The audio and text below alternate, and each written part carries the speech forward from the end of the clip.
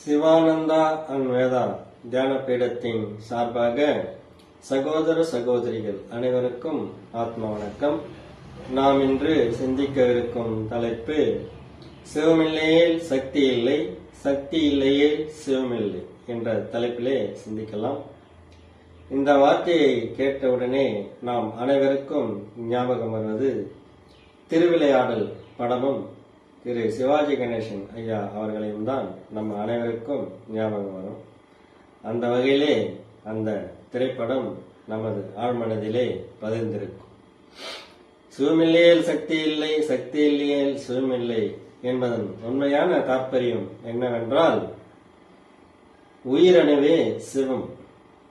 அந்த உயிரணுவை தாய் கருவிலே வாங்கி அந்த உயிரணுக்கு தேவையான சத்துக்களை எல்லாம் தந்து சதையாகவும் எலும்பாகவும் நரம்பாகவும் இரத்தமாகவும் எல்லாவற்றையும் உள் உறுப்புகளாகவும் எல்லா சத்துக்களையும் தந்து இதை அனைத்தையும் அந்த உயிருக்கு கொடுத்து ஒரு உயிராக உற்பத்தி செய்கிறார் இல்லையா?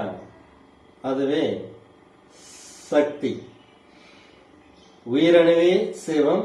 அந்த உயிரணுவை கருவிலே தாய் வாங்கி அந்த உயிரணுக்கு அனைத்து விதமான சத்துக்களை கொடுத்து ஒரு உடலாக மாற்றி கொடுக்கிறார் இல்லையா? அதுவே சக்தி. உயிரணு மட்டும் தனியாக இருந்தால் உலகிலே உற்பத்தி கிடையாது. அல்லது அந்த உயிரணுக்கு கொடுக்கின்ற சக்தி உள்ள ஒரு கரு மட்டும் இருக்கிறது அப்படி என்றாலும், தனியாக இருக்கிறது என்றாலும் உலகிலே உயிர்கள் உற்பத்தி கிடையாது. உயிரணுவும் இருக்க வேண்டும். அந்த உயிரணுவுக்கு தேவையான சத்துக்களை கொடுத்து ஒரு உடலாக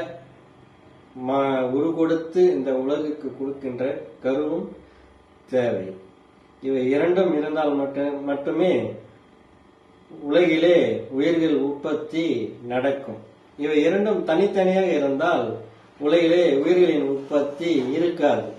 இதன் தாற்பயம்தான் சிவமில்லையே சக்தி இல்லை, சக்தி இல்லையே சிவமில்லை என்பதன் உள் அர்த்தம். இது மனிதர்களுக்கு மட்டும்தான் பொருந்துமா என்றால் அனைத்து உயிரினங்களுக்கும் பொருந்தும். ஐந்தறிவு உயிரினங்களாகிய ஆடு, மாடு, சிங்கம், புலி, கரடி, நாய், நரி இது போன்ற ஐந்தறிவு உயிரினங்களுக்கும் இது பொருந்தும்.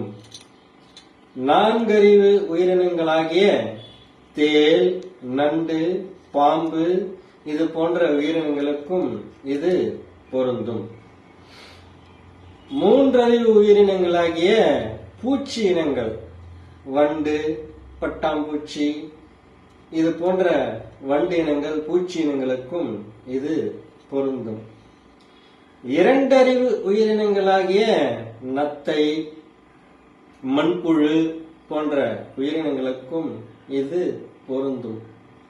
ஓரறிவு உயிரினங்களாகிய புல், பூண்டு, மரம், செடி, கொடி இவைகளுக்கும் இது பொருந்தும். ஆக சிவம் சேர்ந்தால், சிவமும் சக்தியும் சேர்ந்தால் மட்டுமே உலகிலே உயிர்கள் உற்பத்தி நடக்கும்.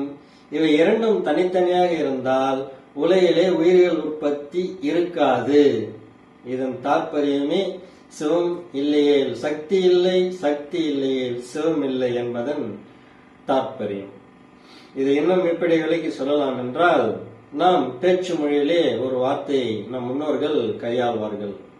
சிவன் சொத்து குலநாசம் என்று ஒரு வார்த்தையை சொல்வார்கள். அப்படி என்றால் நாம் அனைவரும் என்ன நினைத்துக் கொண்டிருக்கிறோம் என்றால், நாம் சிவன் கோயிலுக்கு சென்றால் அங்கு கொடுக்கின்ற விபூதியை நாம் வீட்டிற்கு எடுத்து வரக்கூடாது. அப்படி இல்லை என்றால் அங்கே சிவன் கோயிலிலே இருக்கின்ற ஒரு ருத்ராட்சமோ அல்லது வேற ஏதாவது பொருளையோ நாம் நமது வீட்டிற்கு எடுத்துக்கொண்டு வரக்கூடாது. அப்படி எடுத்துக்கொண்டு வந்தால் நம் குலம் நாசமாகிவிடும். அப்படி என்றுதான் நாம் அனைவரும் நினைத்துக் கொண்டிருக்கின்றோம். அதனுடைய உள்ள அர்த்தம் அதுவல்ல. சிவன் சொத்து குலம் நாசம் என்றால் சிவன் சொத்தாகிய உயிரணு, விந்தணு, அந்த உயிரணுவை எவரொருவர் மூலாதாரத்திலிருந்து உச்சிக்கு ஏற்றிவிட்டாரோ அவருக்கு வாரிசு பிறக்காது, அவருக்கு குழந்தை பிறக்காது. உயிரணு உடைந்தால் மட்டுமே உயிர்கள் உற்பத்தி நடக்கும். அதே உயிரணு உடைந்தால் மட்டுமே உடலை விட்டு உயிர் பிரியும். இதுதான் தாற்பயம். அப்படி இருக்கும் பட்சத்தில் சிவன் சொத்தாகிய உயிரணுவை ஒருவர் உச்சிக்கு ஏற்றிவிட்டால் அவருக்கு குழந்தை பாக்கியம் இருக்காது, அவருடைய குலம் விருத்தியாகாது. அதனுடைய தாற்பயமே சிவன் சொத்து குலநாசம் என்றுடைய பொருள். ஆகவே சிவனில்லையேல் சக்தி இல்லை, சக்தி இல்லையேல் சிவன் இல்லை என்பதன் உண்மையான விளக்கம் இதுதான். இதை அனைவரும் புரிந்து கொண்டு நாம் வாழ்க்கையில் நல்ல முறையில் வாழ முயல்வோம் என்று கூறி இந்த சிந்தனையை இதோடு நிறைவு செய்து கொள்கின்றோம். மீண்டும் அடுத்த பதிவில் சந்திப்போம். நன்றி. ஆத்ம வணக்கம்.